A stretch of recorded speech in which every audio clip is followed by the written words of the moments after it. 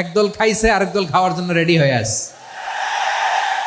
গত সপ্তাহে আপনারা জানেন কক্সবাজার আমার একটা প্রোগ্রাম ছিল, তো হেলিকপ্টারে গিয়েছিলাম।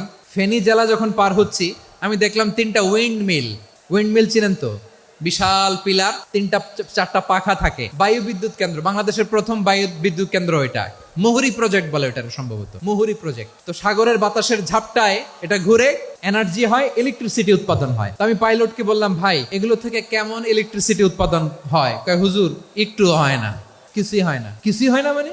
বলে হুজুর বাংলাদেশে যত উইন্ড মিল আছে এটার পাখা একটাও ঘুরে না। আল্লাহ, বলেন কি? তাহলে এই যে কোটি কোটি টাকা ব্যয় করে যে উইন্ড মিল, কয় হুজুর ভিতরে ফিটফাট, উপরে ফিটফাট, ভিতরে সদরঘাট। তার মানে কোটি কোটি টাকা দিয়ে এই উইন্ড মিল বানায়, এখানে কিছু নাই। দুর্নীতির আড্ডাখানা, আখড়াখানা বাংলাদেশ, ঠিক কিনা বলেন? আয় রে, জাপানিজরাও মানুষ, আমরাও মানুষ। আমার এক নিকটাত্মীয় সরকারি চাকরিজীবী, তিনি আমাকে বললেন,